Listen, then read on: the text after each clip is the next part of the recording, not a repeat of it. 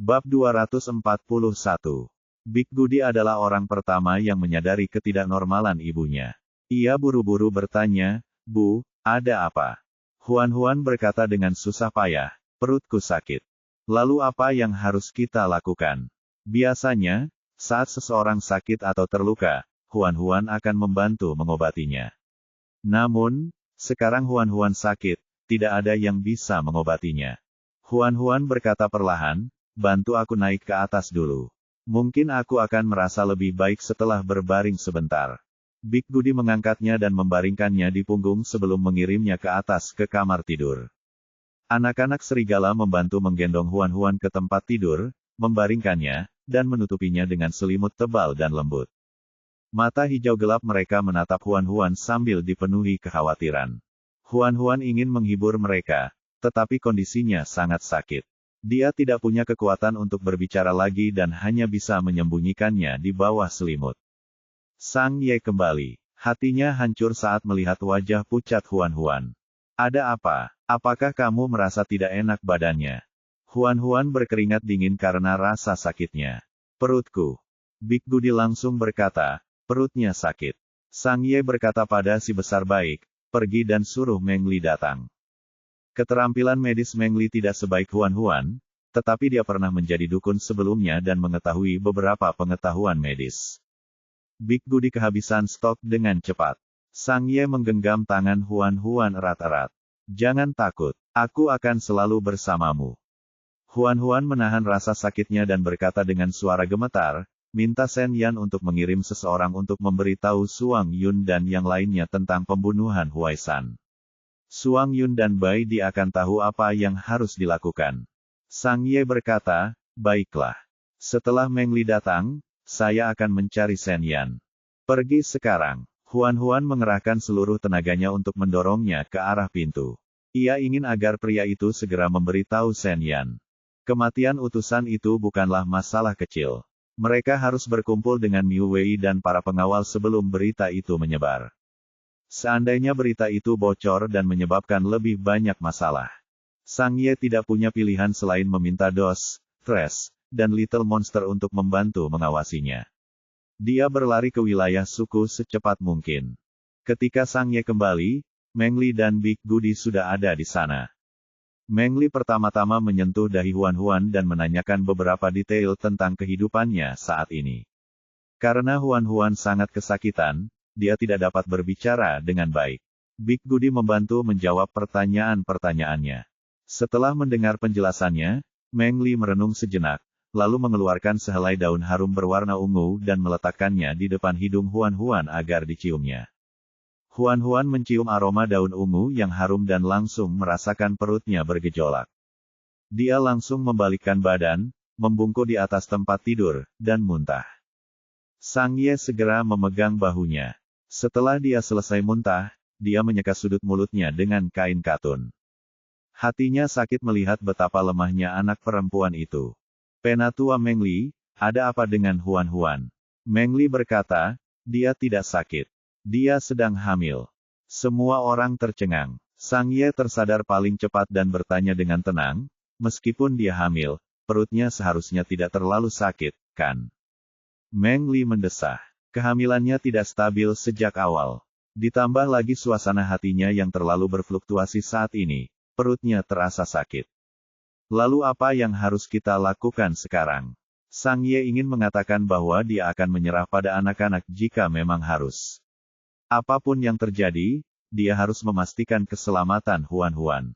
Namun, ketika dia melihat ekspresi terkejut Huan setelah mengetahui bahwa dia hamil, dia tidak tega mengatakannya. Meng Li berkata, "Saya akan meresepkannya obat terlebih dahulu dan melihat bagaimana hasilnya." Ia menghancurkan beberapa herba yang bermanfaat bagi wanita hamil menjadi pasta, lalu merebus beberapa tonik dengannya.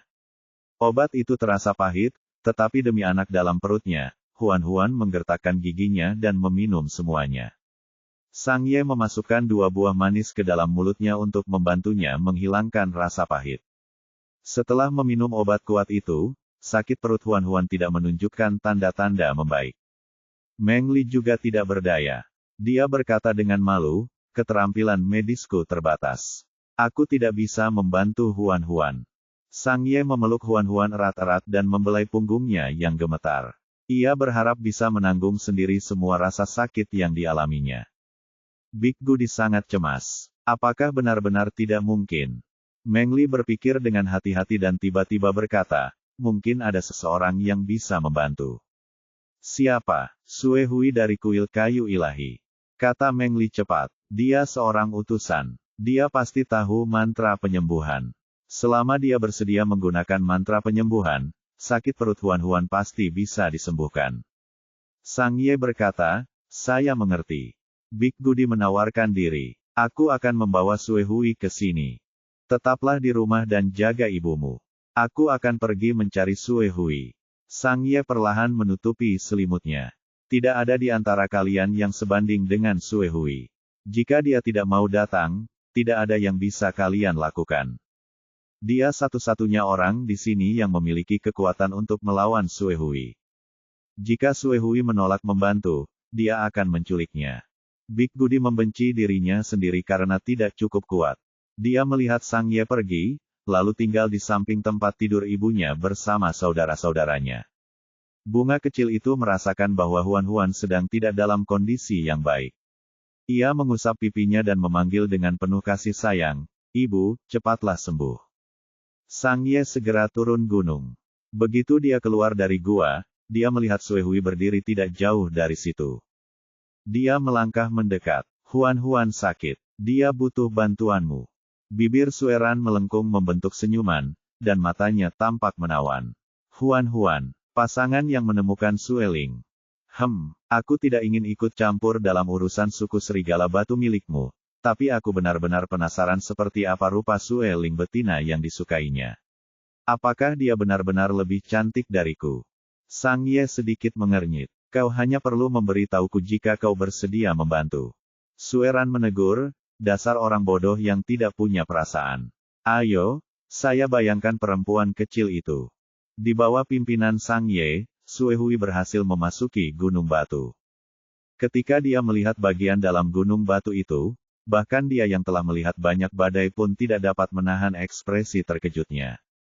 Benteng indah seperti ini sungguh unik di dunia. Tidak heran Suang Yun tidak mengizinkan orang luar masuk ke gunung batu.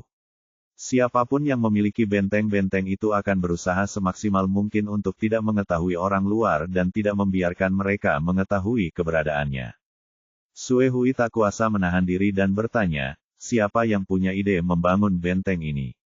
Sang Ye memimpin jalan dan tetap diam. Dia tidak mengucapkan kata pun.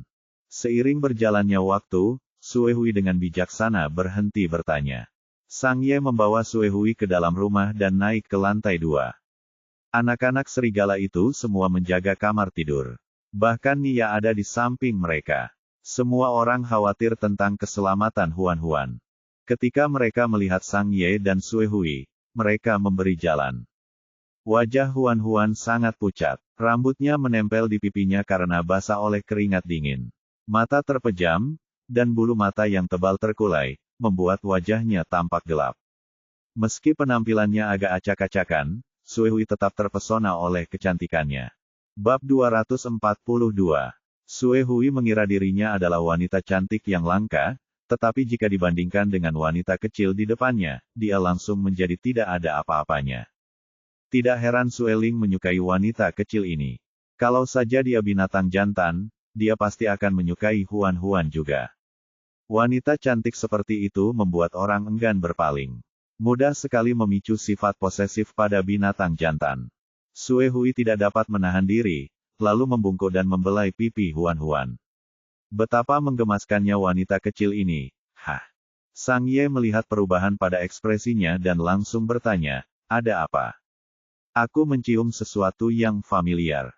Bau apa ini? Kenapa aku tidak menciumnya? Hanya mereka yang berasal dari klan kayu ilahi yang bisa menciumnya. Sue Mei membungkuk dan mendekati Huan Huan untuk menarik napas dalam-dalam. Keterkejutan di matanya menjadi semakin jelas.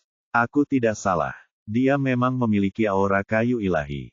Mungkinkah benih kayu ilahi di tubuh Huan Huan telah ditemukan? Sang Ye mengerutkan kening. Kamu pasti salah mencium. Tidak, Aura ini sangat samar. Aku tidak akan bisa menciumnya kecuali aku dekat dengannya. Sueran menatap wajah Huan Huan, tatapannya menjadi sangat panas. Dia pasti keturunan klan kayu ilahi. Sang Ye, hanya klan kayu ilahi yang bisa memiliki aura kayu ilahi. Bahkan jika Huan Huan bukan keturunan langsung klan kayu ilahi, dia pasti memiliki garis keturunan klan kayu ilahi. Ketika Sue Hui melihat tanaman merambat yang bermutasi di luar gunung, dia menduga bahwa mungkin ada keturunan klan kayu ilahi yang bersembunyi di suku Serigala Batu. Sekarang, tampaknya keturunan ini pasti Huan Huan. Sang Ye tahu bahwa tebakannya salah, tetapi dia tidak mengatakan apa-apa dan membiarkannya terus salah paham. Sejak bencana yang terjadi beberapa tahun yang lalu, jumlah orang di klan kayu ilahi telah berkurang. Hanya ada sekitar selusin orang yang masih hidup sekarang, dan Sue Hui adalah salah satunya. Ia tidak menyangka akan bertemu dengan sesama anggota suku di Gunung Batu itu. Ia sangat gembira. Karena itulah Sue Hui semakin bertekad untuk menyembuhkan Huan Huan. Sang Ye bertanya, berapa banyak makhluk hidup yang dibutuhkan untuk mengucapkan mantra penyembuhan? Mantra penyembuhan membutuhkan vitalitas makhluk hidup lainnya. Sang Ye tidak berencana untuk mencari orang yang masih hidup dan berencana untuk pergi ke hutan untuk menangkap beberapa mangsa. Sueli berkata, ketika aku masuk tadi, aku melihat ada beberapa ayam liar di halaman rumahmu. Aku hanya bisa menangkap beberapa ekor. Apakah 2 saja cukup? Huan Huan hanya mengalami sakit perut. Bukannya dia menderita penyakit yang tidak dapat disembuhkan. 2 ekor ayam saja sudah cukup. Sang Ye tidak bertanya lebih lanjut. Dia langsung menangkap 2 ekor ayam terkuat dari halaman. Apakah kedua ayam ini bisa? Ya, Sue Hui mengambil kalung itu dari lehernya. Liontin kalung itu terbuat dari kristal hijau. Kristal hijau ini sangat berbeda dari yang biasa mereka lihat. Teksturnya tidak hanya lebih kristal, tetapi kekuatan yang terkandung di dalamnya juga lebih kuat dan lebih tebal. Sang Ye segera mengenalinya sebagai esensi kristal hijau yang berharga. Meskipun hanya seukuran ibu jari, itu tetap harta yang tak ternilai. Dia tidak menyangka Sue Mei memiliki harta karun seperti itu. Tampaknya statusnya di kuil kayu ilahi sangat luar biasa. Sue Mei memegang saripati kristal hijau di satu tangan dan dengan lembut menutupi perut Huan Huan dengan tangan lainnya. Dia memejamkan mata dan melantunkan mantra dengan lembut. Kedua ayam itu tampaknya merasakan bahaya dan mulai meronta dan menangis. Sang Ye meremas mulut tajam mereka dan merobek sayap mereka, mencegah mereka melarikan diri. Setelah beberapa saat, esensi kristal hijau mulai bersinar sedikit. Kedua ayam itu tampak kehilangan berat badan, dan bulunya rontok ke tanah. Huan Huan merasakan arus hangat memasuki tubuhnya. Arus itu menghilangkan kram di perutnya dan membuatnya merasa jauh lebih baik. Dia membuka matanya, dan tatapannya jatuh pada wanita di samping tempat tidur. Kau, tanyanya dengan suara serak. Mantra penyembuhan telah selesai. Sue Hui berhenti melantunkan mantra, dan esensi kristal hijau kembali ke keadaan semula. Kedua ayam itu benar-benar mati. Mayat mereka hanya tersisa kulit dan tulang. Sang Ye membuangnya ke samping. Berpikir bahwa gadis kecil di depannya kemungkinan besar adalah jenisnya sendiri, Sue Hui tidak dapat menahan diri untuk tidak melembutkan nada suaranya, dan tatapannya sangat lembut. Saya Sue Hui. Mata Huan Huan membelalak. Kau utusan dari kuil kayu ilahi. Sue Hui tersenyum senang. Apakah kamu mengenalku? Aku pernah mendengar orang membicarakanmu sebelumnya. Mata Huan Huan menyapu wajah cantiknya. Itu benar. Kau bahkan lebih muda dan lebih cantik dari yang kukira. Dalam hal penampilan, aku jauh lebih rendah darimu. Sue Hui berkata jujur, tetapi Huan Huan merasa dia bersikap sopan. Huan Huan berkata, apakah kamu baru saja menyembuhkanku? Terima kasih. Itu hanya masalah kecil. Tidak perlu berterima kasih padaku. Sue Hui melihat kelelahan di mata Huan Huan dan berkata dengan penuh perhatian, istirahatlah dulu. Aku akan mengunjungimu besok. Sang Ye kemudian mengirim Sue Hui pergi. Huan Huan membelai perutnya dengan lembut. Berpikir bahwa sebuah kehidupan kecil telah lahir dan berada di dalam perutnya sekarang, dia tidak bisa menahan senyum lembut. Bai Di akan senang sekali kalau tahu dia hamil. Dia menutup matanya dan perlahan tertidur. Pada saat yang sama, seekor binatang berbulu terbang ke hutan dengan pesan Shen Yan dan menemukan Sueling. Hampir semua binatang yang menderita penyakit darah mati di hutan ini telah musnah. Jika tidak ada yang salah, mereka seharusnya bisa pulang sebelum matahari terbenam. Bai Di dan Suang Yun sama-sama ingin segera pulang. Proses penanganan orang yang terinfeksi menjadi semakin mudah. Miu Wei mengikuti mereka di belakang bersama belasan pengawal. Kadang-kadang, mereka akan membantu menghalangi para mutan yang mencoba melarikan diri. Seringkali, mereka tidak punya kesempatan untuk melakukan apapun karena Bai Di, Suang Yun, dan yang lainnya pasti sudah berhadapan dengan para mutan. Setelah beberapa pertempuran berturut-turut, binatang jiwa Suang Yun telah meningkat. Ia telah bangkit dari 2 bintang menjadi 3 bintang, dan kekuatannya meningkat pesat. Miu Wei diam-diam terkejut menyaksikan semua itu. Tidak heran pendeta agung telah memberitahu mereka untuk berhati-hati terhadap suku Serigala Batu. Tampaknya pendeta agung memiliki pandangan jauh ke depan untuk tidak meremehkan suku Serigala Batu. Pada waktunya, kemungkinan besar suku Serigala Batu akan tumbuh menjadi suku super yang dapat melawan kota-kota binatang. Miu Wei berpikir dalam hati bahwa ia harus mencari tahu kekuatan sebenarnya dari suku Serigala Batu sesegera mungkin. Kemudian, ia harus memikirkan cara untuk melenyapkan suku tersebut sebelum mereka menjadi lebih kuat. Sueling mendarat di tanah. Aku sudah memeriksa. Semua mutan di daerah ini sudah dibersihkan. Ayo kita pergi ke sungai untuk membersihkan diri dan pulang. Akhirnya dia bisa pulang. Suang Yun sangat gembira dan segera berlari ke sungai untuk membersihkan darah dari tubuhnya. Miu Wei dan belasan pengawal hampir tidak bergerak. Mereka semua bersih dan tidak perlu membersihkan diri. Mereka menyebar dan bertugas menjaga. Bai Di dan Sueling berjalan menuju sungai berdampingan. Sueling melirik Miu Wei yang tidak jauh darinya.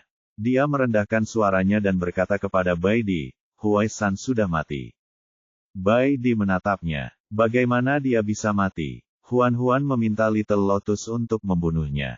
Bahkan para penjaga di sekitarnya pun dihabisi. Bai Di merenung sejenak. Kalau begitu, mereka tidak bisa tinggal. Bibir tipis Sueling melengkung, tetapi tidak ada senyum di matanya. Huan sangat lembut. Dia ketakutan hanya karena membunuh seekor ayam. Sepertinya Huai San sudah keterlaluan. Bab 243. Setelah mencuci, Suang Yun menemukan tempat bersih di tepi sungai dan menyalakan beberapa api. Dengan adanya Sueling, menyalakan api menjadi tugas yang sangat mudah. Binatang serigala itu otomatis mengelilinginya. Mereka mengambil mangsa yang mereka tangkap di hutan dan membakarnya untuk dipanggang. Suang Yun melambaikan tangan pada Miu Wei yang tidak jauh darinya. Kemarilah dan duduk. Setiap kali mereka beristirahat, Sueling akan membakar beberapa api. Pertama kali Miu Wei melihat mereka, dia terkejut. Reaksi pertamanya adalah bergegas maju dan memadamkan api. Untungnya, Bai Di sudah menduganya dan menghentikannya tepat waktu. Kemudian, seiring berjalannya waktu, ia perlahan mulai terbiasa dengan keberadaan api, begitu pula dengan para penjaga itu. Bukan saja mereka sekarang tidak takut lagi pada api, tetapi mereka perlahan-lahan merasakan manfaatnya dan bersedia mendekatinya untuk menghangatkan diri. Ketika dia mendengar salam Suang Yun, dia berjalan mendekat bersama pengawalnya. Para penjaga dengan sadar membubarkan dan mengelilingi berbagai api unggun dengan binatang buas serigala. Mereka menghangatkan diri di dekat api unggun dan makan daging untuk memulihkan tenaga mereka. Miu Wei berjalan ke api tempat Suang Yun berada dan duduk bersila. Di sekitar api ini ada Bai Di, Sueling, dan Jiu Yuan. Huan tidak ada di sini, jadi Bai Di dan Sueling tidak berminat untuk memasak sendiri. Jiu Yuan mengambil potongan daging dan hendak menaruhnya di atas api untuk dipanggang ketika Suang Yun mengulurkan tangan dan mengambil daging dari tangannya. Dia berkata, biarkan aku memanggangnya.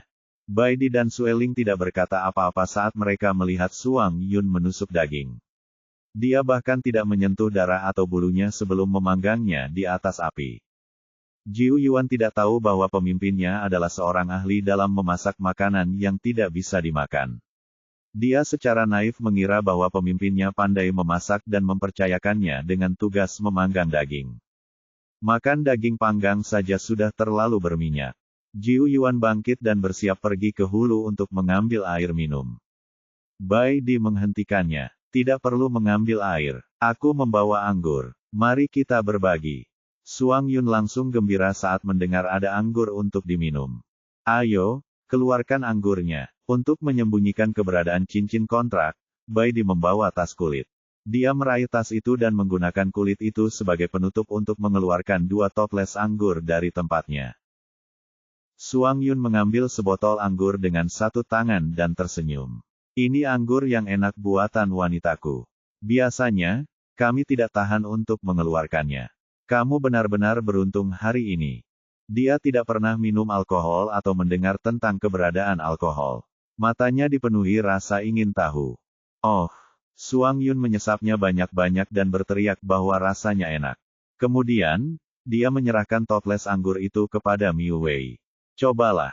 Ketika dia melihat Suang Yun aman setelah meminumnya, dia mengambil toples anggur dan menyesapnya sedikit. Anggur itu masuk ke tenggorokannya. Rasanya pedas dan menggugah selera. Dia tersedak dan batuk. Suang Yun menepuk punggungnya dengan 1 tangan dan tertawa keras.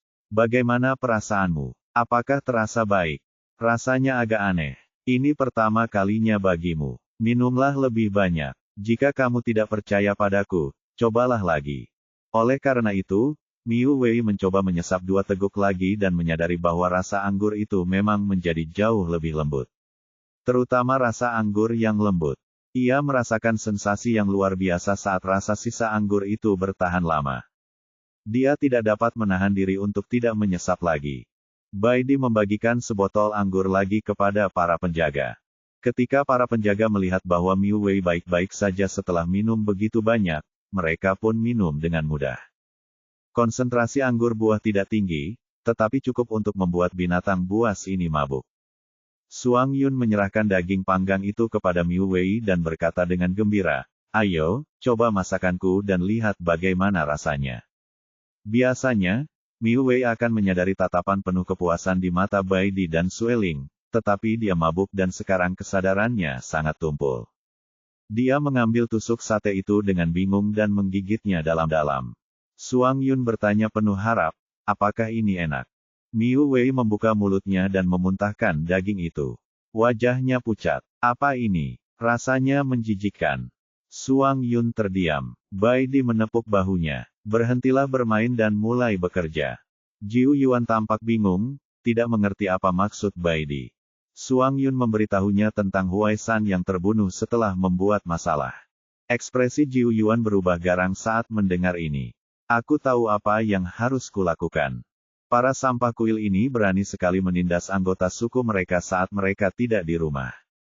Mereka pantas mati. Miu Wei secara naluriah merasakan bahaya. Dengan sentakan, rasa mabuknya langsung sirna. Ketika dia melihat Jiu Yuan berjalan ke arahnya, dia mengumpat dalam hatinya. Dia ingin bangun dan melarikan diri, tetapi anggota tubuhnya lemah. Dia baru saja bangun ketika dia terjatuh lagi. Dia bahkan tidak mampu berdiri, apalagi melarikan diri dan melawan.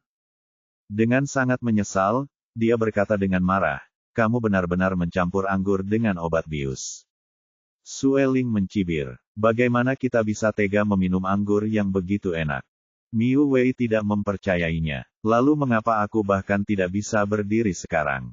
"Karena kamu mabuk." Sebelum dia sempat bertanya apa maksudnya mabuk, Jiu Yuan mengikatnya dengan tanaman merambat.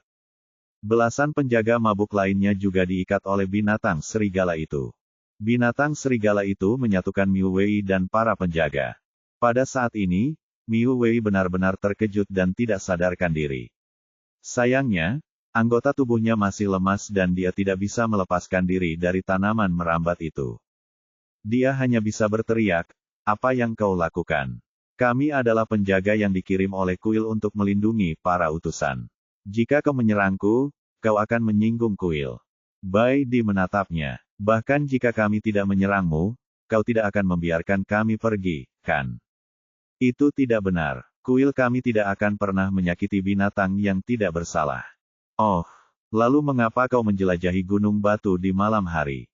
Bukankah itu untuk mengetahui kekuatan sebenarnya dari suku serigala batu?" Miu Wei segera membantah, aku tidak menjelajahi gunung batu itu pada malam hari. Apakah kamu punya bukti? Jika tidak, jangan katakan hal-hal seperti itu. Aku tidak bersalah. Suang Yun mulai tidak sabar. Bai Di, jangan buang-buang waktu lagi. Aku ingin pulang dan menemani Huan-Huan. Maaf. Tangan kanan Bai Di berubah menjadi cakar. Miu Wei berteriak ngeri. Tidak, dia hanya bisa mengucapkan satu kata sebelum cakar itu menembus dadanya. Suara itu berhenti. Lebih dari selusin penjaga terbunuh oleh binatang buas serigala. Sueling melemparkan beberapa bola api dan membakar semua mayat menjadi abu. Pada saat yang sama, di kuil bulan gelap yang jaraknya ribuan mil, seekor binatang ular besar tiba-tiba membuka matanya dengan ekspresi yang sangat dingin. Hamba dewa di sampingnya bertanya dengan hormat, Imam Besar, apa yang bisa saya lakukan untuk Anda? Undang Raja Binatang Buas. Katakan padanya bahwa ada perubahan di Gunung Batu. Ada sesuatu yang perlu aku bicarakan dengannya. Baiklah. Seorang pelayan dewa berlari keluar kuil dan menuju istana. Binatang ular itu berubah menjadi seorang pria tampan. Ia merentangkan kedua tangannya. Dua pelayan dewa membawakan pakaian ke depan dan mendandaninya. Kemudian, mereka menundukkan kepala dan meninggalkan ruangan tanpa suara. Seekor musang berwarna gelap melompat melalui jendela dan mendarat tanpa suara di tanah. Imam Besar mengulurkan tangannya ke arahnya dan memanggil, Hei Yao. Luwak bernama Hei Yao melompat ke pelukannya dan meringkuk dengan patuh. Dia bertanya, apa yang kamu lihat dengan mata dewamu? Sang pendeta agung dengan lembut membelai punggung musang itu, jari-jarinya yang pucat sangat kontras dengan bulunya yang gelap. Saya melihat kepala Huai San dipenggal, dan jantungnya tertusuk. Mereka semua mati. Luwak itu sangat terkejut. Apakah itu binatang buas dari suku serigala batu? Mungkin, mata dewaku hanya bisa melihat apa yang terjadi saat mereka meninggal. Aku tidak bisa melihat wajah para pembunuh dengan jelas. Imam Besar itu berhenti sejenak, matanya menyipit.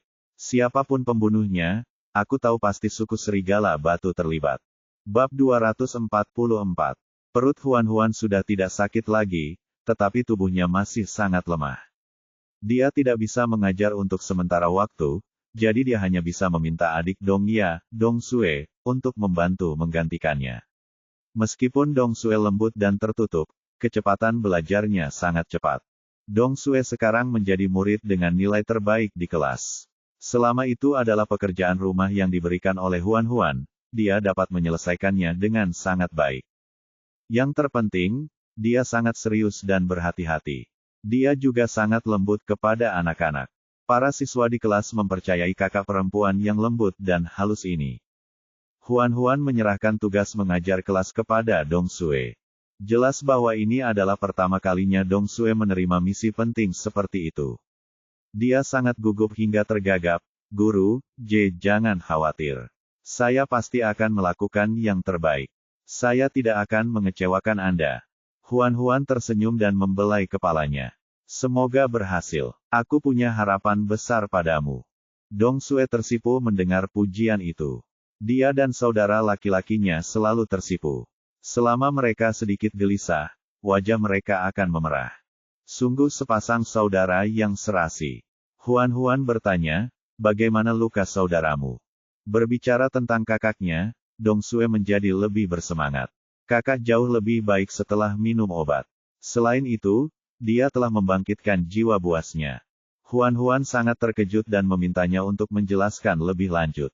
Kakak hampir mati. Setelah minum obat yang diberikan seseorang, dia segera bangun. Dia tidak hanya pulih, tetapi dia juga secara tidak sengaja membangkitkan binatang jiwa di tubuhnya. Sekarang, kakak sudah menjadi binatang jiwa berbintang 1. Binatang buas jiwa itu sangat kuat.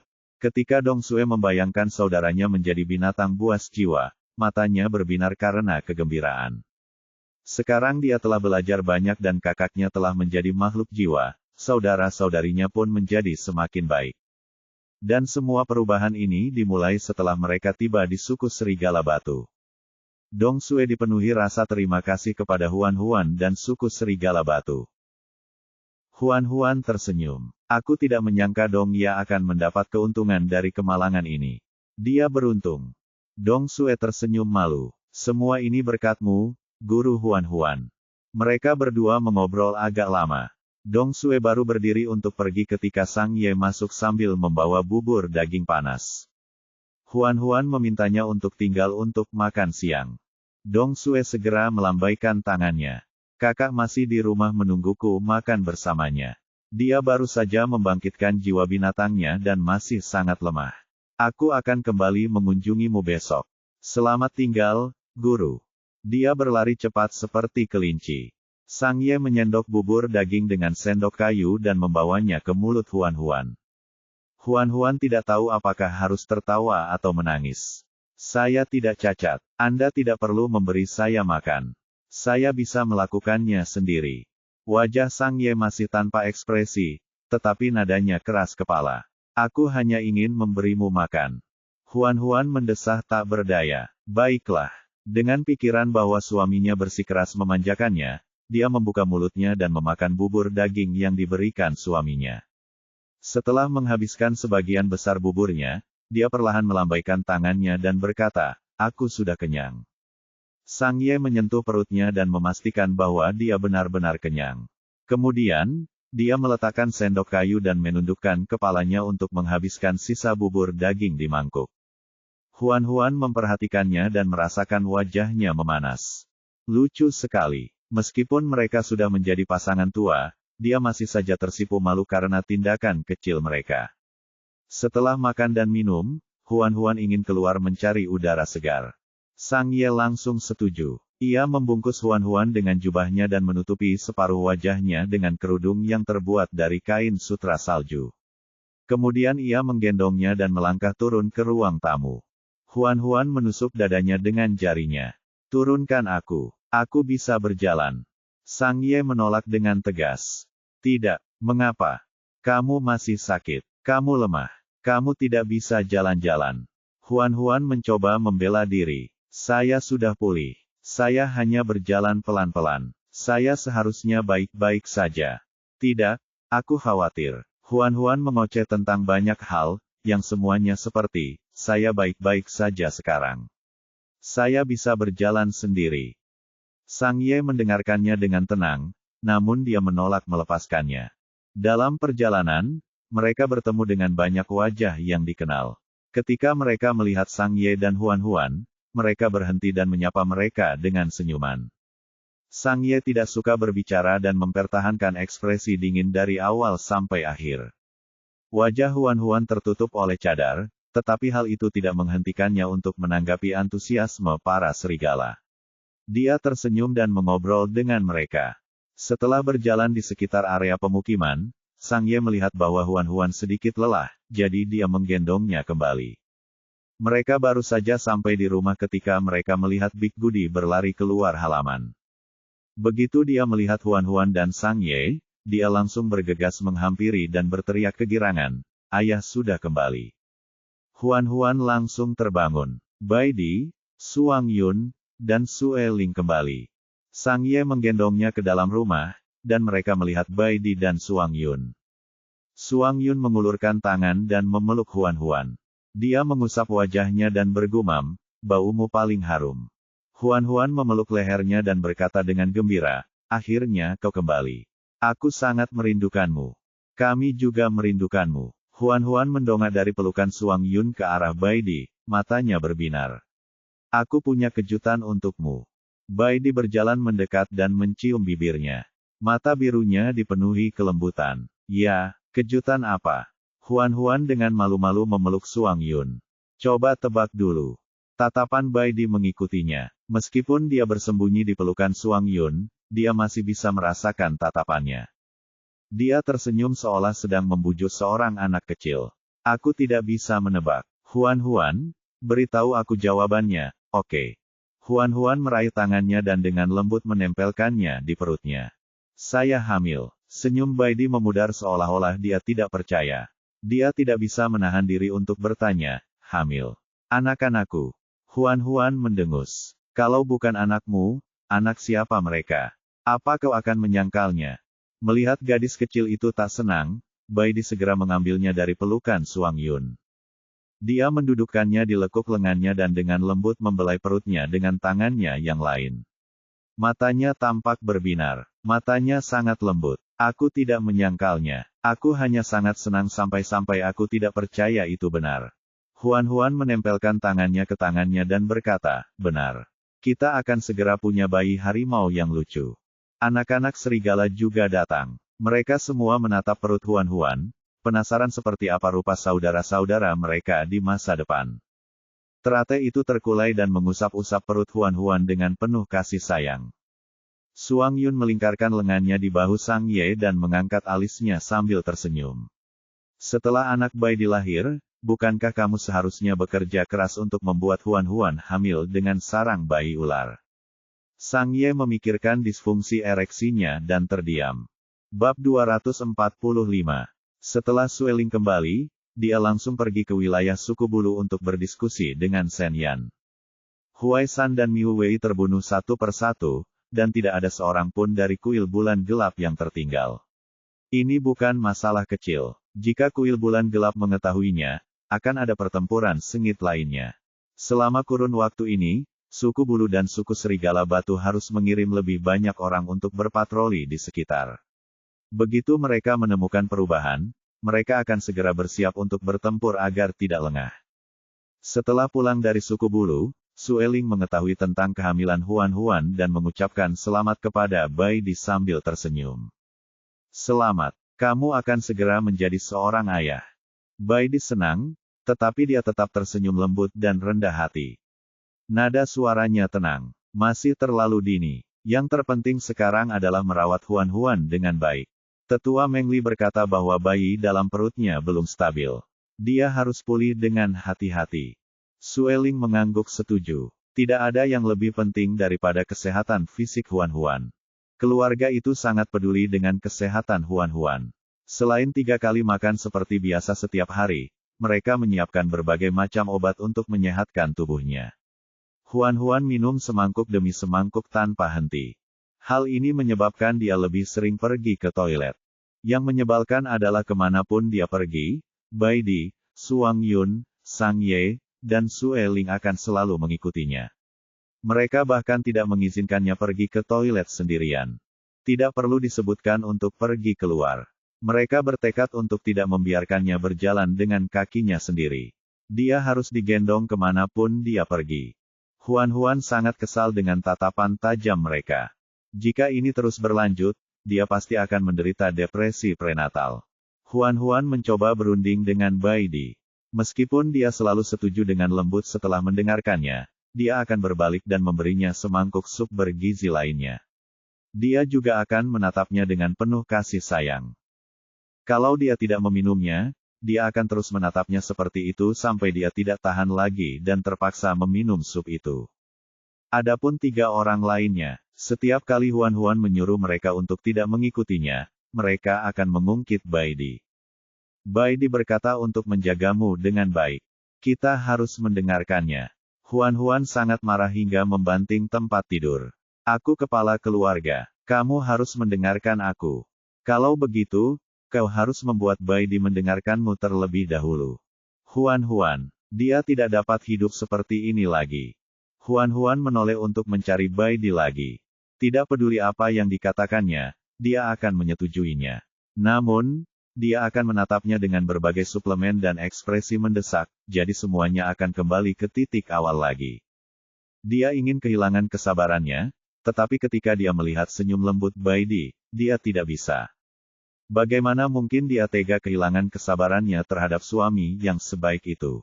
Saat ini, Sueling, Suang Yun, dan Sang Ye sedang mengobrol secara pribadi.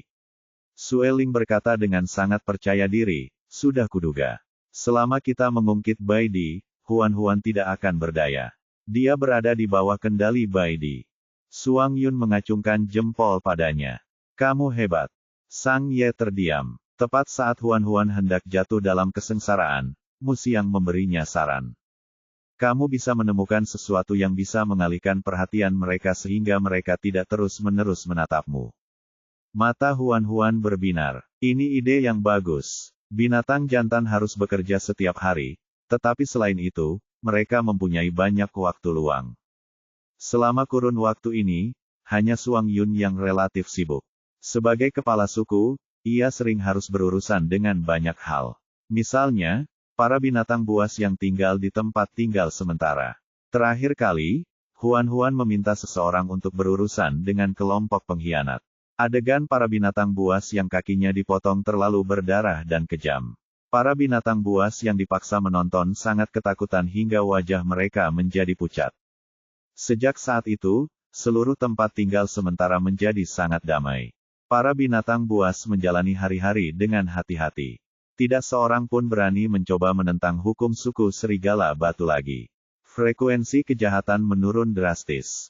Suang Yun cukup puas dengan hasilnya. Untuk mempertahankan efek ini, dia akan secara pribadi maju untuk memberi mereka pelajaran. Jika ada yang berani mengkhianati suku serigala batu lagi, orang-orang itu akan dipotong kakinya dan diusir dari suku seperti pengkhianat sebelumnya. Binatang-binatang itu gemetar ketakutan. Suang Yun memanggil beberapa binatang buas. Ketika Huaisan membuat masalah, orang-orang ini telah melangkah maju untuk membantu Feng Lan dan yang lainnya mengendalikan situasi. Meskipun usaha mereka tidak terlalu efektif, Suang Yun tetap memuji mereka dan memberi mereka hak untuk tinggal di Gunung Batu. Hal ini membuat orang lain iri. Di bawah tatapan iri semua orang, binatang-binatang ini berjalan memasuki Gunung Batu dengan kepala terangkat tinggi. Setelah mereka memasuki gunung, mereka terpana oleh struktur menakjubkan di dalamnya. Bagaimanapun, itu adalah pendekatan wortel dan tongkat. Suang Yun menggunakannya untuk menaklukkan binatang buas di tempat tinggal sementara.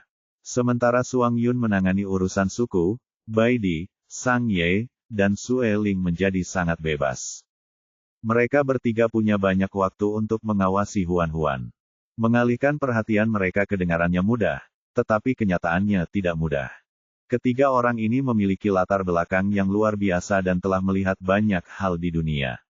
Hal-hal kecil yang biasa saja pasti tidak dapat mengalihkan perhatian mereka. Itu harus sesuatu yang baru dan menyenangkan. Huan merenung sejenak dan mencari di tempat itu untuk waktu yang lama. Akhirnya, dia menemukan sepotong kulit kayu yang sangat besar. Kulit pohon ini dikupas dari pohon.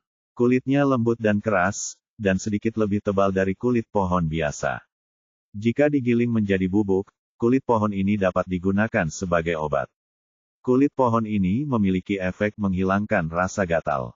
Kulit pohon ini banyak terdapat di tempat ini, jadi tidak perlu khawatir kulit pohon ini akan habis. Ia memotong kulit kayu menjadi persegi panjang seukuran telapak tangan. Ia memotong total 54 bagian. Kemudian, ia menggunakan beberapa helai daun bunga untuk membuat tinta merah dan hitam. Menggunakan bulu sebagai pena, ia mencelupkannya ke dalam tinta dan menulis kata-kata serta pola pada kartu kulit kayu. Setelah semuanya selesai, satu set kartu poker kulit kayu buatan sendiri sudah siap. Huan duduk bersila di tempat tidur dan melambaikan tangan pada Bai Di, Sang Ye, dan Sue Ling. Ayo, aku akan mengajari kalian permainan baru. Ketiganya dipanggil. Huan mengeluarkan kartu poker dan bertanya secara misterius, coba tebak apa ini? Tentu saja mereka bertiga tidak tahu. Huan menyeringai. Ini permainan yang menyenangkan. Dia memperkenalkan semua nama dari 54 kartu, lalu menjelaskan cara bermain poker. Karena ketiga binatang di depannya semuanya pemula, dia memberitahu mereka tentang 5 card draw. Ketiganya belum pernah memainkan hal seperti itu sebelumnya. Setelah mendengarkan penjelasannya, mereka semua menunjukkan minat. Huan menyingsingkan lengan bajunya dan berkata dengan penuh semangat, ayo, kita bermain. Mereka berempat duduk bersila di tempat tidur dan bermain poker secara melingkar. Bab 246. Huan selesai memainkan kartu di tangannya. Dia tersenyum sangat cerah. Jangan khawatir, ini hanya untuk membiasakanmu dengan aturan. Itu tidak dihitung. Mendengar ini, Sue Ling tiba-tiba bertanya, apakah ada hukuman atau hadiah untuk menang atau kalah? Tentu saja, uang digunakan sebagai hadiah untuk bermain kartu, tetapi kristal milik keluarga mereka semuanya miliknya. Tidak peduli siapa yang menang atau kalah, uang itu pada akhirnya akan menjadi miliknya. Terlalu membosankan untuk bermain seperti itu. Dia memutar matanya dan tersenyum licik. Pemenang dapat mengajukan permintaan. Yang kalah harus setuju dan memenuhinya. Mereka bertiga tidak keberatan dan menyetujui sarannya. Huan diam-diam senang. Saat dia menang, dia akan membuat ketiga pria itu berhenti menatapnya. Pada saat itu, mereka harus setuju tidak peduli betapa tidak relanya mereka. Rencana Huan sangat bagus, tetapi dia lupa sesuatu. Asumsi agar dia mendapatkan apa yang diinginkannya adalah dia harus menang.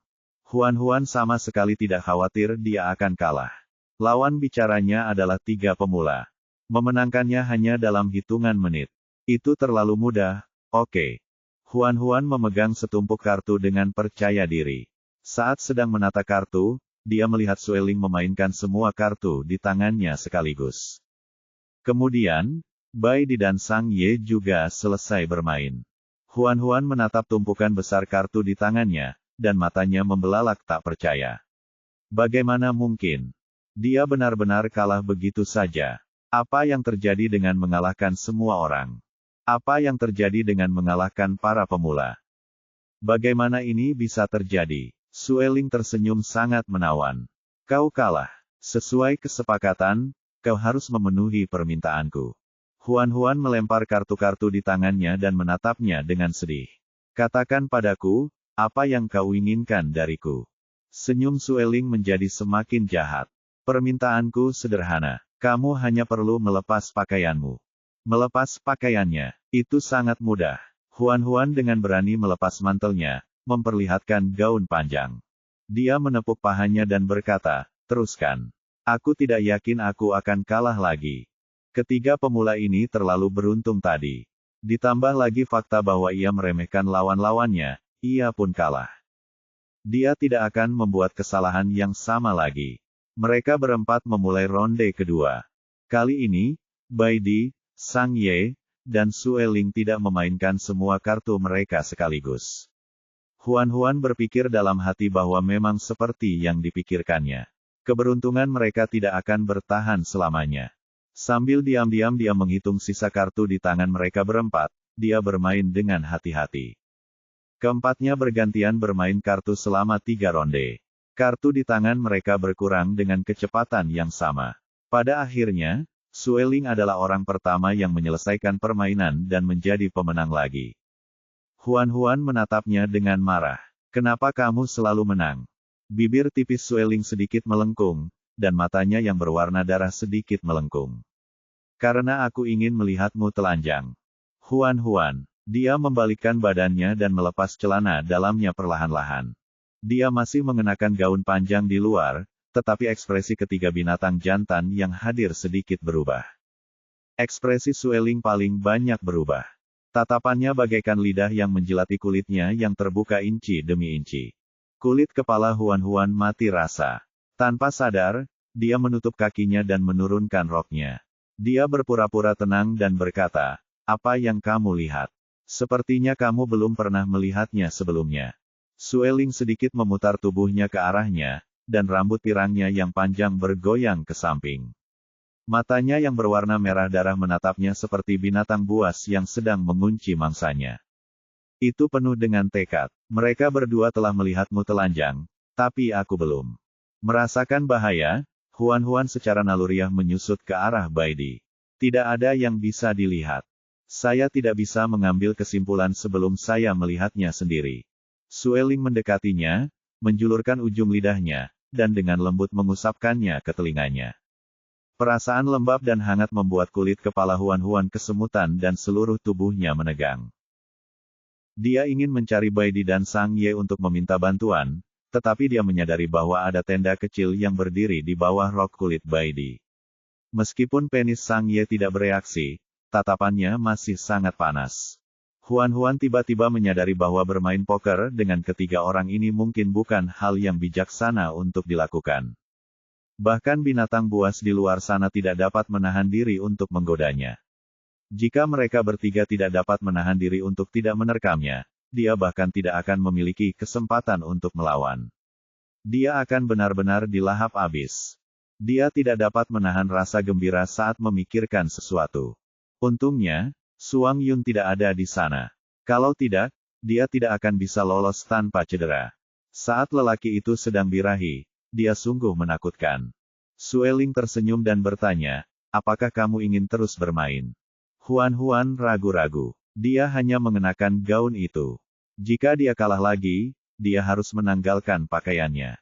Namun, jika dia tidak bermain, dia tidak akan bisa menyelesaikan pengalihan perhatian. Dia tidak akan bisa memanfaatkan kesempatan untuk meminta mereka berhenti mengawasinya. Huan ragu-ragu lagi dan lagi. Pada akhirnya, keinginannya untuk bebas mengambil alih. Dia harus memberikan segalanya. Huan memainkan permainan ini dengan lebih hati-hati. Dia harus berpikir dengan hati-hati sebelum memainkan setiap kartu. Bai Di, Sang Ye, dan Sue Ling tidak terburu-buru. Mereka semua menunggu dengan sabar hingga dia memikirkan kartu mana yang akan dimainkan. Setiap kali selesai bermain, dia akan menatap kartu-kartu di tangan Sue Ling. Dia membuat dirinya mengingat apa yang telah dimainkannya dan bertanya-tanya kartu apa yang tersisa. Di bawah tatapan Huan, Sue Ling akhirnya tidak memenangkan ronde ini. Sang Ye adalah pemenangnya. Huan memperhatikan Sang Ye meletakkan 2 kartu terakhir di tangannya. Matanya membelalak. Sang Ye, kapan kamu hanya punya 2 kartu tersisa? Kenapa aku tidak menyadarinya? Sang Ye sangat tenang. Kau terus menatap Sue Ling. Kau bahkan tidak melihatku. Dia terdengar sedikit cemburu. Huan tidak bisa menahan rasa malu. Saya takut dia akan menang lagi. Sue Ling membuang kartu terakhir di tangannya dan tersenyum misterius. Pada akhirnya, aku tidak menang. Sebaliknya, orang yang paling pendiamlah yang menang. Bai Di meletakkan kartu pokernya dengan ekspresi pasrah. Kurasa aku belum pernah menang. Sue Ling meliriknya. Itu karena kau tidak pernah berencana untuk menang sejak awal. Jangan kira aku tidak menyadari bagaimana kau sengaja membiarkan Huan menang. Bai Di membelai kepala Huan. Biarkan dia menang jika dia mau. Huan, dia sangat kesal. Saya sudah berusaha sebaik mungkin. Mengapa saya masih kalah? Keberuntungan saya dalam bermain kartu seharusnya tidak seburuk itu. Kalah 1 kali mungkin bisa dibilang sial, tapi kalah 3 kali berturut-turut bukan berarti hanya sial saja, kan? Sue Ling berkata dengan santai, itu karena pikiranmu terlalu mudah ditebak. Sekali melihat wajahmu, kami akan tahu apakah kartumu bagus atau jelek. Sulit untuk tidak menang. Huan, apakah dia secara tidak langsung mengatakan bahwa dia bodoh? Bab 247. Sue Ling melirik Sang Ye sambil tersenyum tipis. Jika kau menang, kau bisa mengajukan permintaan pada Huan. Izinkan aku mengingatkanmu. Dia hanya mengenakan 1 gaun itu. Sayang sekali jika dia tidak melepaskannya. Huan menatap Sue Ling dengan marah. Sang Ye tidak setidak tahu malu sepertimu. Sue Ling dengan santai memainkan kartu poker di depannya. Mungkin tidak demikian. Bai Di bertanya, Sang Ye, apakah kamu sudah memikirkan apa yang kamu inginkan? Huan menatap Sang Ye dengan penuh rasa senang. Sang Ye terdiam sejenak, lalu berkata, lepaskan pakaianmu. Huan, Sue Ling tersenyum sangat gembira. Kerja bagus. Sang Ye, aku benar tentangmu. Bai Di menggelengkan kepalanya tanpa daya. Kalian. Huan mengerutkan bibirnya dan perlahan melepaskan pakaian terakhir yang menempel di tubuhnya. Tubuhnya yang montok terekspos, dan mata ketiga binatang jantan itu langsung terbakar. Dia segera menarik selimut menutupi tubuhnya dan menyilangkan lengannya. Sang Ye, aku salah tentangmu. Kamu sama buruknya dengan mereka. Sang Ye tidak membela diri dan tetap diam. Sue Ling mendekati Huan. Ujung jarinya menyentuh telinganya dan mendarat di bahunya yang halus dan bulat. Dia berkata dengan suara rendah, kita tidak bisa hanya melihat penampilan. Beberapa orang terlihat dingin di permukaan, tetapi sebenarnya, mereka tidak tahu banyak. Beberapa orang terlihat lembut dan penuh perhatian, tetapi jika kamu benar-benar mengenal mereka, kamu akan menyadari bahwa mereka memiliki hati yang gelap. Bai Di tersenyum, tapi Sang Ye diam. Tak seorang pun dari mereka yang mengerti apa yang dimaksud Sue Ling. Huan menghindari jari Sue Ling dan mendengus. Jangan sentuh aku. Aku masih hamil. Kau tidak boleh melakukan apapun dengan gegabah. Sueling mencondongkan tubuhnya lebih dekat. Aku hanya menyentuhmu. Aku tidak akan melakukan apapun padamu. Huan mengabaikannya dan menoleh ke ayah anak-anak itu. Aku agak kedinginan. Baidi segera mengambil gaun itu dan membantunya memakainya, lalu menyelimutinya. Ia menyentuh tangan kecilnya dan bertanya dengan khawatir, apakah kamu masih kedinginan?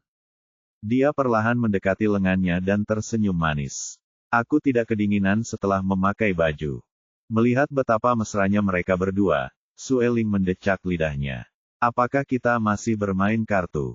Huan segera berkata, kita bisa bermain kartu, tapi aku tidak akan melepas pakaianku lagi. Lalu bagaimana kamu ingin memainkannya? Huan mengeluarkan tinta merah dan hitam yang telah dibuatnya sebelumnya. Itu adalah sisa-sisa saat ia menggambar kartu poker. Ia berkata, mari kita menggambar kura-kura di wajah si pecundang. Penyu. Huan mencelupkan jarinya ke dalam tinta dan dengan santai menggambar seekor kura-kura kecil di lempengan batu untuk ditunjukkan kepada mereka bertiga. Maka, mereka berempat mulai bermain lagi. Pemenangnya boleh menggambar kura-kura di wajah yang kalah. Huan adalah yang paling banyak kalah. Wajahnya dipenuhi gambar. Pada akhirnya, binatang jantan harus menggambar kura-kura di lengannya. Sueling memiliki 2 kura-kura di wajahnya, sedangkan Sang Ye memiliki 1. Wajah Baidi masih bersih. Orang ini tidak pernah menang 1 kali pun, tetapi dia juga tidak pernah kalah. Kalau dipikir-pikir, fakta bahwa dia bisa mempertahankan keadaan tidak kalah maupun menang itu bahkan lebih baik daripada sekadar menang. Sueling mencibir. Bermain kartu dengan orang sepertimu itu membosankan. Kau bahkan tidak menang. Baidi tersenyum. Asalkan Huan bahagia. Ketika Suang Yun kembali ke rumah dan melihat wajah Huan yang dipenuhi kura-kura, matanya membelalak. Huan, apa yang terjadi dengan wajahmu? Siapa yang menindasmu? Huan menyeka wajahnya dengan marah. Siapa lagi? Manusia burung itu, Sueling. Dia baru saja menang paling banyak, 90% kura-kura kecil di tubuhnya digambar oleh Sueling. Orang ini jahat. Ketika Suang Yun memandang Sueling dan menyadari bahwa Sueling juga memiliki 2 kura-kura kecil di wajahnya, dia menjadi semakin bingung. Kita sedang bermain. Pemenangnya boleh menggambar kura-kura di wajah yang kalah. Sueling melambaikan kartu poker kepadanya dan tersenyum penuh arti. Apakah kamu ingin bermain 1 ronde? Suang Yun tidak begitu tertarik. Aku tidak tertarik menggambar kura-kura. Sueling berkata, pemenangnya bisa tidur dengan Huan. Suang Yun langsung tertarik. Dia segera naik ke tempat tidur dan duduk. Ayo. Sueling menjelaskan aturan bermain kartu secara kasar. Suang Yun sangat percaya diri. Kedengarannya sederhana. Aku pasti bisa menang. Jika dia menang, dia bisa tidur dengan Huan. Memikirkannya saja sudah membuat hatinya panas.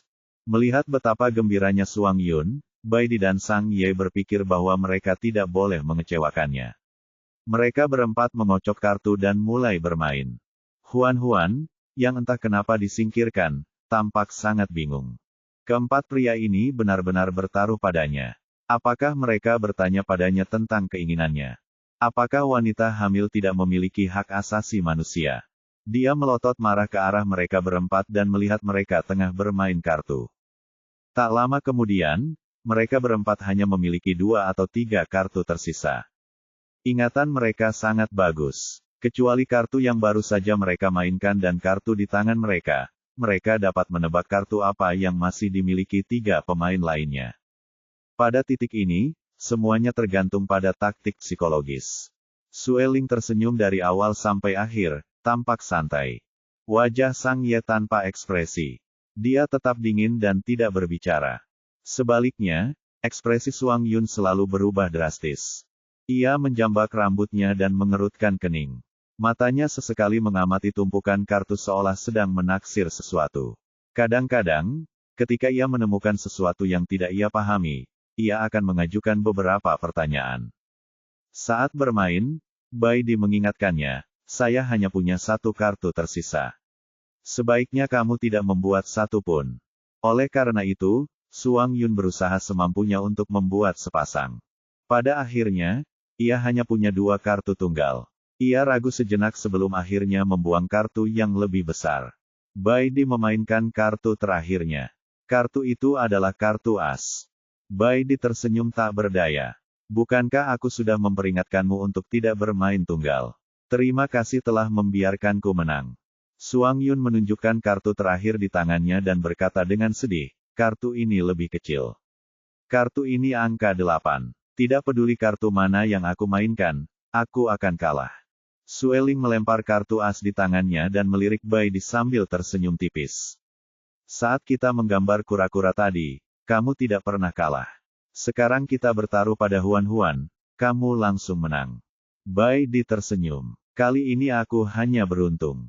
Sueling tidak berkomentar. Sang Ye menggabungkan kartu-kartu itu menjadi satu tumpukan dan bertanya, apakah kita masih bermain? Sueling berdiri. Taruhan yang paling aku inginkan telah dimenangkan. Apa alasanku untuk terus bermain? Aku sudah selesai. Aku akan kembali tidur. Sang Ye meletakkan kartu poker di lemari dan pergi. Suang Yun memegang tangan Huan-Huan dan berjanji dengan sungguh-sungguh, tunggu saja. Aku akan kembali dan melatih keterampilan kartuku. Aku pasti akan memenangkanmu kembali besok. Huan-Huan tidak tahu apakah harus tertawa atau menangis. Baiklah. Aku akan menunggumu. Bab 248. Bai Di memenangkan Huan-Huan. Malam itu, dia tidur dengannya. Karena Huan-Huan masih mengandung bayi di perutnya, mereka berdua hanya bisa tidur di bawah selimut dan mengobrol. Selain itu, mereka tidak bisa melakukan apapun. Meski begitu, Bai Di merasa puas. Keesokan paginya, Sue Hui datang mengunjungi Huan-Huan. Ia melihat wajah Huan-Huan yang kemerahan dan tersenyum. Kamu bersemangat sekali. Sepertinya teman-temanmu merawatmu dengan baik. Huan-Huan tersenyum lebar. Mereka memang baik padaku. Suang Yun dan Bai Di turun gunung untuk bekerja hari ini, sementara Sang Ye dan Sueling tinggal di rumah. Anak-anak sudah keluar pagi untuk bermain dan tidak akan kembali sampai waktu makan siang. Sue Hui duduk di samping tempat tidur. Dia melirik Sueling dan Sang Ye di sampingnya dan tersenyum. Bisakah aku bicara dengan Huan-Huan sendirian? Sebelum Sang Ye sempat berbicara, Sueling menolak. Tidak. Sue Mei mengangkat alisnya. Kenapa? Sueling berkata terus terang, aku tidak percaya padamu. Apa kau khawatir aku akan menyakiti Huan-Huan? Ini wilayahmu. Aku tidak akan membiarkan diriku mati seperti ini. Sueling tetap menolak untuk berubah pikiran. Apapun yang kau katakan, aku tidak akan membiarkanmu berduaan dengan Huan-Huan. Kau boleh mengatakan apa yang ingin kau katakan sekarang. Huan-Huan masih harus beristirahat nanti. Dia tidak boleh membuang-buang waktu untukmu. Sue Hui tertawa marah. Kita para wanita harus berbicara secara pribadi. Kau laki-laki, kenapa kau berdiri di sini? Kamu bisa berpura-pura aku tidak terlihat. Aku lebih suka kamu keluar sekarang juga. Sueling bersandar di dinding dan tersenyum malas. Ini rumahku. Kaulah yang harus keluar. Mata Sue Hui dipenuhi dengan penghinaan yang tak terselubung. Aku belum pernah melihat binatang jantan bersikap kasar kepada betina seperti dirimu. Tidak heran kau masih sendiri sampai sekarang. Kau pantas mendapatkannya. Dia memegang tangan Huan-Huan dan mendesah. Pasti sulit bagimu untuk menahan amarahnya. Kalau aku pasti sudah menghajarnya. Huan-Huan berpikir sejenak. Sebenarnya, terkadang aku ingin menghajarnya. Sayangnya, aku tidak bisa mengalahkannya. Sueling tersenyum. Jika kau ingin memukulku, katakan saja. Aku berjanji akan berdiri diam dan membiarkanmu memukulku. Aku tidak akan melawan.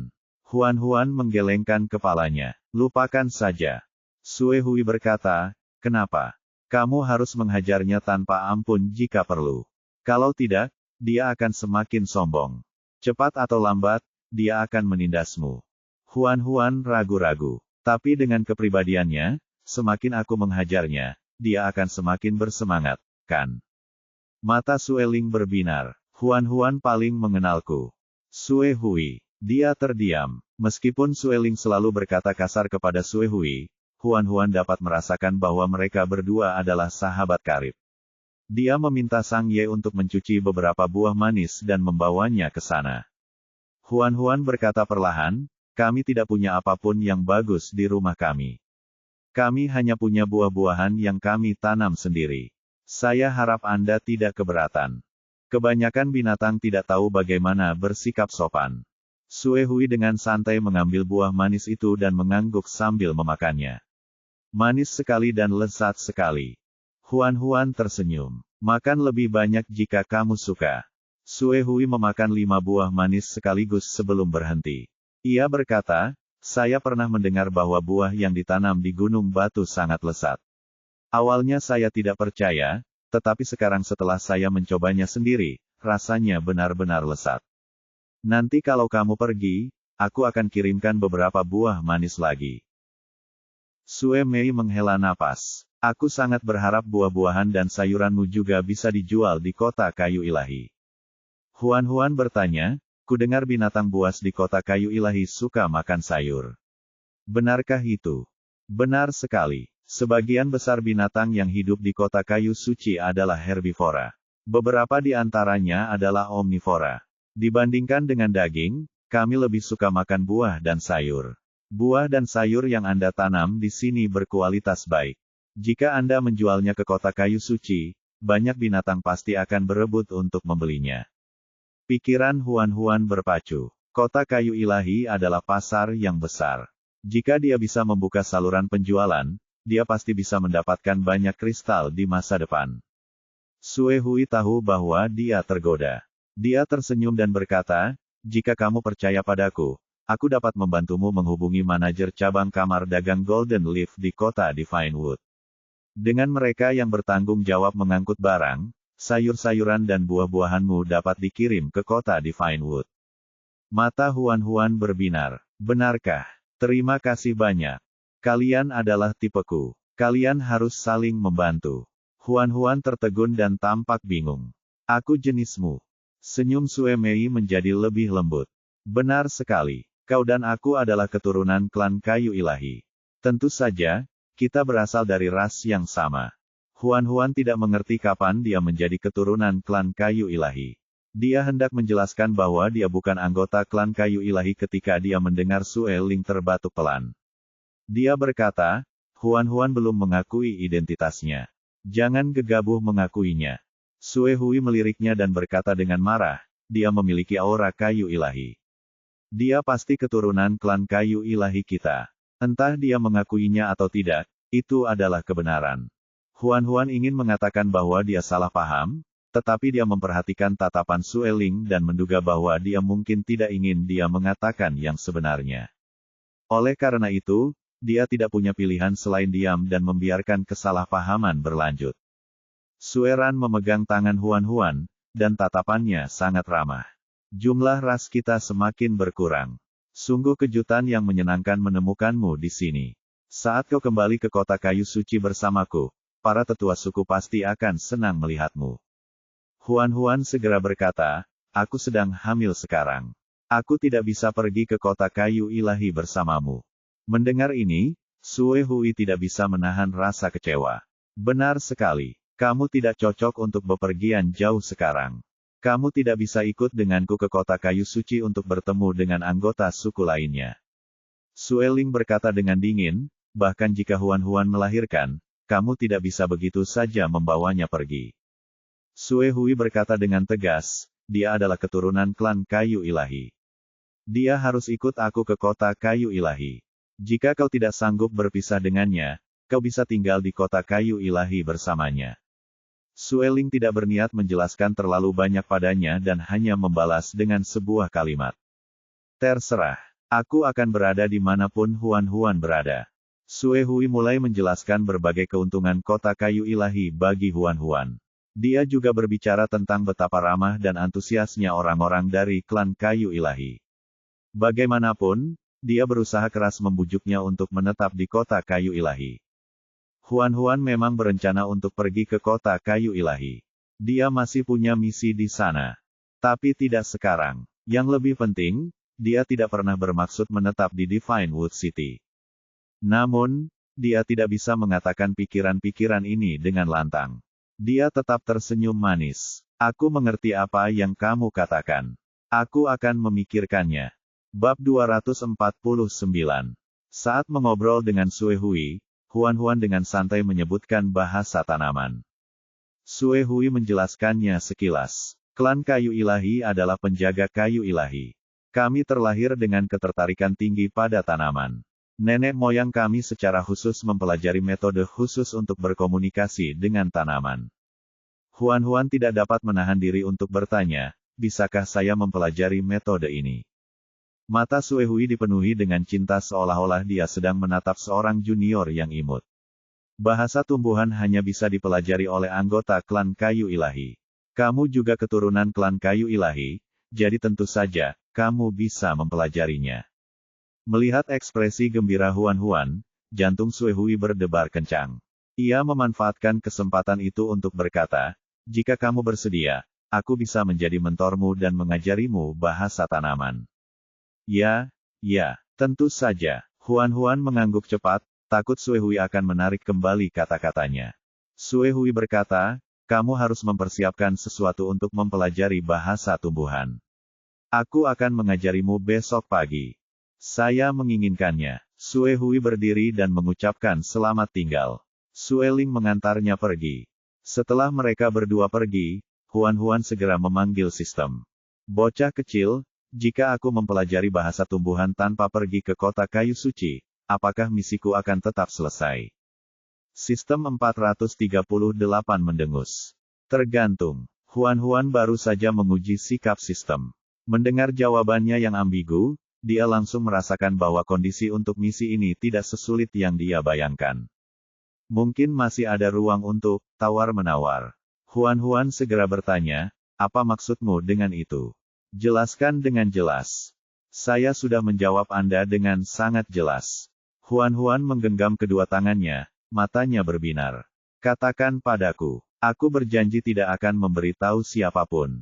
Sistemnya serius. Saya sistem yang benar. Saya tidak bisa mengatakan apapun yang melanggar aturan. Sistem ayah. Dia menyeret suku kata terakhir. Sistem tidak dapat menahan diri untuk tidak dibujuk olehnya.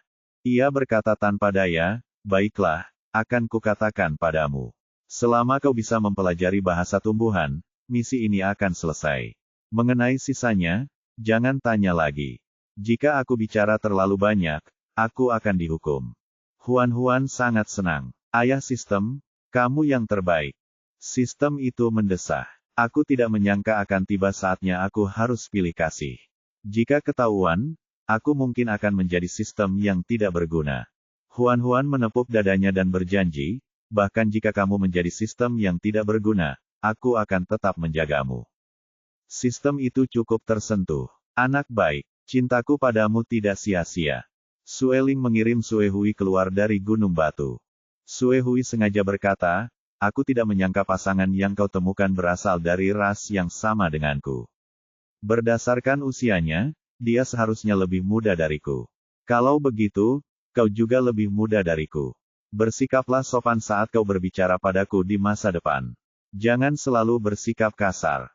Sue Ling mencibir. Junior, ketika Huaisan memimpin orang-orang untuk membuat masalah dan Huan dipaksa meninggalkan gunung, di mana kamu? Apakah kamu merawatnya seperti seorang junior? Sue Hui merasa bersalah saat mendengar hal ini. Dia berkata tanpa daya, saat itu, aku tidak tahu bahwa Huan adalah keturunan dari klan kayu ilahi, jadi aku tidak ikut campur. Jika aku tahu identitasnya, aku tidak akan melihatnya diganggu. Sue Ling tidak berkomentar. Pada saat itu, Bai Di dan Suang Yun kembali dari pekerjaan mereka. Mereka melihat Sue Ling dan Sue Hui sedang berbicara. Saat mereka mendekat, Sue Hui sudah berbalik untuk pergi. Dia berjalan melewati mereka berdua. Suang Yun menatap Sue Ling dari atas ke bawah dan tersenyum penuh arti. Kau sangat dekat dengan utusan wanita itu. Jangan bilang kalian berdua berselingkuh di belakang Huan. Sue Ling menatapnya dengan tatapan penuh kasih sayang, seolah-olah dia sedang merawat orang yang sakit mental. Otak adalah hal yang baik. Ingatlah untuk membawa otakmu saat kamu pergi keluar nanti. Suang Yun mengabaikan ejekannya dan melanjutkan, aku melihat kalian berdua berdiri bersama tadi dan merasa kalian cukup cocok. Mengapa kamu tidak menyerah padanya dan berhenti merebut Huan-Huan dari kami? Sueling mengangkat alisnya. Apakah kamu sangat bebas sekarang? Alih-alih menjawab, Suang Yun malah bertanya, apa yang kamu inginkan? Mengalahkanmu. Begitu dia selesai berbicara, Sueling menerkam ke depan dan bertarung dengan Suang Yun. Tak satu pun dari mereka berubah menjadi bentuk binatang, dan tak satu pun menggunakan kekuatan atribut mereka. Mereka mengandalkan tinju mereka untuk bertarung. Pertarungan mereka sangat seru dan dalam sekejap mata, banyak binatang buas datang untuk menonton. Orang-orang ini semua ingin melihat dunia dalam kekacauan. Mereka terus bertepuk tangan dan bersorak, menyemangati mereka berdua untuk berjuang keras dan tidak berhenti. Feng Lan berjalan mendekat dan berkata pada Bai Di, apakah kamu tidak ingin membujuk mereka? Bai Di tenang. Tidak masalah. Biarkan saja mereka bertarung. Huan-Huan sedang hamil, dan tubuhnya sangat lemah. Belum lagi berhubungan seks, dia hanya bisa menciumnya dengan lembut. Mereka tidak bisa melakukan lebih dari itu. Hal ini secara langsung menyebabkan keempat binatang jantan di rumah menjadi frustrasi secara seksual. Terutama Suang Yun dan Sueling. Keduanya sangat bersemangat. Baik bagi mereka untuk bertengkar dan melampiaskan amarah. Bai Di memperhatikan pola bintang di leher Feng Lan dan terkejut. Kau juga telah membangkitkan jiwa buasmu. Feng Lan tanpa sadar menyentuh lehernya. Setelah aku pingsan terakhir kali, aku membangkitkan jiwa buasku. Aku ingat Dong Ya juga baru-baru ini membangkitkan binatang jiwanya. Ya, kami membangkitkan binatang buas jiwa kami di hari yang sama. Feng Lan tersenyum. Kebetulan, kami semua membangkitkan binatang buas jiwa kami setelah meminum obat yang dikirim Sang Ye. Mereka yang tidak tahu lebih baik akan berpikir bahwa obat itu memiliki efek membangkitkan binatang buas jiwa kami. Dia hanya bercanda, tetapi Bai Di sangat menyadari sesuatu yang tidak biasa. Bai Di bertanya dengan hati-hati tentang rincian kebangkitan binatang jiwa. Feng Lan memberikan jawaban yang serius. Semakin banyak yang diketahuinya, semakin Bai Di merasa bahwa ini bukan suatu kebetulan. Dia hendak berbicara dengan Dong Ya ketika dia menyadari bahwa Dong Ya tidak ada di rumah. Dong Sue berkata, kakak pergi mengunjungi guru Huan-Huan. Ketika Bai Di pulang ke rumah, ia melihat anak-anak serigala sedang berbaring di karpet, tertidur. Huan-Huan membelai bulu Big Gudi sambil berbicara dengan Dong Ya. Dia menghentikan apa yang sedang dilakukannya dan tersenyum pada Bai Di. Kau sudah kembali. Di mana Suang Yun? Bukankah dia pergi bersamamu? Big Gudi mendongak dan menundukkan kepalanya ke lengan Huan-Huan. Aku masih ingin kau membelaiku, katanya dengan manja. Baiklah, baiklah. Huan-Huan terus membelai bulunya. Ia berbaring kembali dan mengeluarkan suara gemuruh yang nyaman di tenggorokannya. Sentuhan ibu begitu nyaman. Bai Di berjalan mendekat. Suang Yun dan Sueling sedang berlatih di kaki gunung. Mereka tidak akan kembali sampai nanti. Oh, apakah kamu lapar? Ada sup di dapur. Kamu bisa memakannya saat sudah panas. Aku tidak lapar. Bai Di duduk di sampingnya dan melingkarkan lengannya di pinggangnya. Di mana Sang Ye? Dia pergi ke ruang bawah tanah. Bai Di menatap Dong Ya dan tersenyum. Kudengar kau telah membangkitkan binatang jiwamu. Ya, Dong Ya mengulurkan tangan kanannya, memperlihatkan pola bintang di belakangnya. Tato hijau berbentuk kelinci itu memiliki bintang kecil di tengahnya. Huan-Huan tidak dapat menahan diri untuk berkata, pola bintangmu terlihat sangat lucu. Dong Ya menggaruk kepalanya malu-malu, wajahnya memerah. Bai Di bertanya, bisakah kau ceritakan lebih lanjut tentang saat kau membangkitkan binatang jiwamu? Tentu. Dong Ya menjelaskan semuanya secara rinci. Bab 250.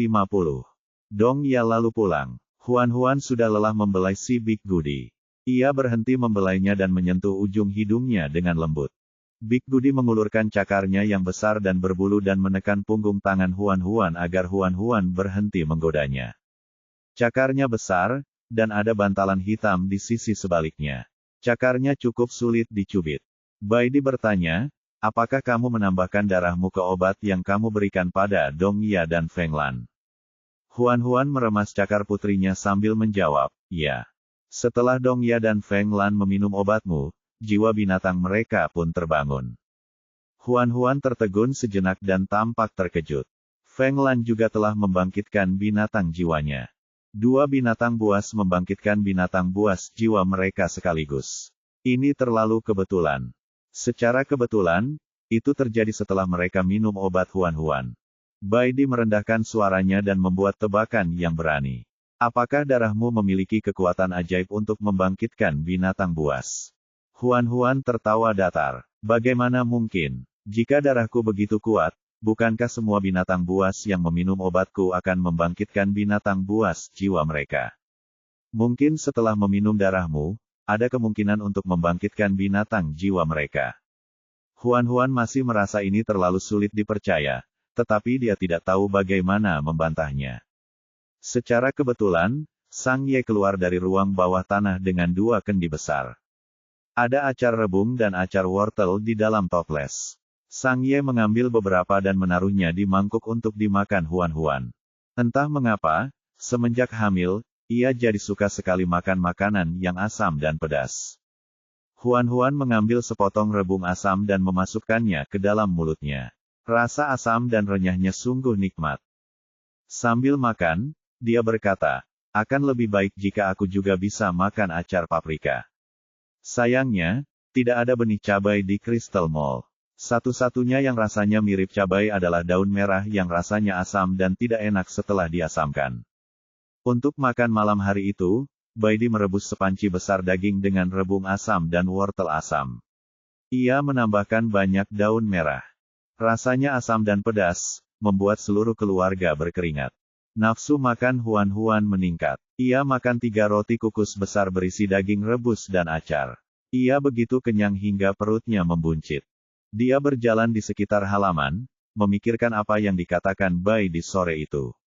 Dia tidak dapat memahaminya. Pada akhirnya, dia hanya bisa beralih ke sistem ayah yang maha kuasa. Bocah kecil, apakah darahku benar-benar bisa membangkitkan makhluk jiwa? Sistem itu berkata, saya rasa begitu. Itu pertanyaan ya atau tidak? Apa maksudmu kamu menebak begitu? Kayu ilahi adalah sumber kehidupan. Kayu ini memiliki kekuatan untuk membangkitkan semua hal. Tidak mengherankan jika kayu ini dapat membangkitkan makhluk jiwa. Huan masih bingung. Aku pernah menggunakan darahku untuk pengobatan sebelumnya. Banyak binatang buas meminum obat-obatan itu. Mengapa mereka tidak membangkitkan binatang buas jiwa mereka? Saat itu, benih kayu ilahi di tubuhmu masih berupa benih yang mati. Tentu saja, kamu tidak dapat membangkitkan binatang buas jiwa mereka. Sekarang benih kayu ilahi telah tumbuh, kamu secara alami memiliki kekuatan untuk membangkitkan binatang buas jiwa. Huan memiringkan kepalanya dan berpikir sejenak. Dia ingat bahwa ada 4 binatang buas yang vitalitasnya telah dihisap oleh Huai San. Mereka semua telah meminum obat Huan, tetapi hanya Dong Ya dan Feng Lan yang telah membangkitkan jiwa binatang buas mereka. 2 lainnya tidak membangkitkan jiwa binatang buas mereka. Apa yang terjadi sekarang? Huan menanyakan pertanyaan yang ada dalam pikirannya. Gadis bodoh, apakah kau benar-benar berpikir hal-hal baik tidak terbatas? Bahkan jika darahmu dapat membangkitkan binatang buas, peluang keberhasilannya tidak 100%. Kekuatan adalah separuh dari pertarungan, dan keberuntungan adalah separuh lainnya. Hanya ketika mereka mencapai level kelulusan, binatang buas dapat membangkitkan binatang buas jiwanya. Huan mengerti. Begitu. Meskipun tidak mungkin 100% bagi seekor binatang untuk membangkitkan jiwa binatangnya setelah meminum darahnya, setidaknya itu akan meningkatkan peluang mereka. Ini merupakan kesempatan yang sangat berharga bagi binatang buas biasa yang kalau tidak, mereka mungkin tidak akan mampu membangkitkan binatang buas jiwa mereka selama sisa hidup mereka. Huan mulai berpikir. Jika semua binatang dari suku serigala batu meminum darahnya, siapa yang tahu berapa banyak binatang jiwa yang berhasil mereka bangkitkan? Akan lebih baik jika hanya ada 1 makhluk berjiwa. Dia menemukan kesempatan untuk memberitahu Suang Yun apa yang sedang dipikirkannya. Suang Yun terkejut. Apakah kamu mengatakan bahwa darahmu dapat membangkitkan binatang buas? Huan mengoreksinya. Saya tidak dapat menjamin bahwa itu akan berhasil. Saya hanya dapat mengatakan bahwa itu dapat meningkatkan peluang membangkitkan jiwa binatang buas. Apakah itu berhasil pada akhirnya tergantung pada takdir. Sekalipun hanya ada kemungkinan kecil, itu tetap saja sangat kuat. Selama bertahun-tahun, baik suku kecil maupun kota binatang, semua binatang telah berusaha sebaik mungkin untuk mempelajari pola kebangkitan binatang jiwa. Untuk meningkatkan peluang kebangkitan binatang jiwa, mereka melakukan segala yang mereka bisa. Tetapi, hasilnya masih sangat tidak memuaskan. Hingga saat ini, belum ada seorang pun yang berhasil mengembangkan cara untuk meningkatkan peluang kebangkitan makhluk jiwa. Binatang-binatang itu hampir putus asa akan hal ini. Tanpa diduga, ada titik balik dengan Huan-Huan. Suang Yun tidak merasa senang, sebaliknya, dia merasa takut dan panik. Semakin banyak rahasia yang dimiliki gadis kecil itu, semakin besar pula bahaya yang dihadapinya. Sekarang, ia seperti berjalan di tepi jurang. Jika ia tidak hati-hati, ia akan tertimpa. Tenggorokan Suang Yun tercekat. Kau belum memberitahu siapapun tentang ini, kan? Hanya Baidi yang mengatakannya padaku. Suang Yun memegang tangannya dan mengingatkannya, jangan beritahu siapapun tentang ini, mengerti? Huan-Huan tidak bodoh. Tentu saja, dia tahu bahwa ini harus dirahasiakan. Jika hal itu tersiar, dia akan dikuliti dan darahnya akan diambil. Dia mengangguk. Aku akan mengingatnya. Tanpa sadar, Suang Yun mengeratkan lengannya di sekelilingnya. Aku tahu apa yang ada di pikiranmu. Jika lebih banyak anggota suku kita membangkitkan jiwa buas mereka, kekuatan suku juga bisa meningkat pesat. Tapi kita tidak boleh cemas tentang ini. Kita harus melakukannya perlahan. Suku Serigala Batu telah menyinggung kuil bulan gelap dan para iblis. Sangat penting untuk meningkatkan kekuatan mereka. Jika tidak, mereka bahkan tidak akan memiliki kemampuan untuk melindungi diri mereka sendiri saat menghadapi musuh. Namun, prasyarat untuk meningkatkan kekuatannya adalah tidak seorang pun harus mengetahui rahasia Huan-Huan. Tentu saja mustahil bagi Suang Yun untuk memastikan segalanya akan berjalan lancar. Dia menemui Baidi, Sang Ye, dan Sue Ling untuk membicarakan masalah ini. Sementara binatang jantan sibuk, Huan-Huan juga tidak beristirahat. Dia pergi mencari Sue Hui untuk belajar bahasa tanaman. Sue Hui memberinya gelang kristal hijau. Kristal hijau itu hanya seukuran ibu jari. Ada pola kuno terukir di atasnya. Itu adalah lambang klan kayu ilahi. Huan-Huan mengambil kristal hijau itu dan mengamatinya di bawah sinar matahari. Ia melihat daun kecil tersembunyi di dalam kristal hijau itu. Ini adalah kristal hijau yang unik untuk klan kayu ilahi. Ini adalah media untuk berkomunikasi dengan tanaman. Sue Hui terdiam sejenak dan tampak sedikit tidak berdaya. Karena ini agak terburu-buru, aku tidak akan dapat menemukan kristal hijau berkualitas baik untuk sementara waktu. Kamu dapat menggunakan kristal hijau ini untuk saat ini. Setelah kita sampai di kuil kayu ilahi, aku akan menemukan kristal hijau yang lebih baik untukmu. Kamu dapat mengubahnya nanti. Huan-Huan mengenakan gelang kristal hijau di pergelangan tangannya dan tersenyum. Menurutku gelang itu terlihat bagus.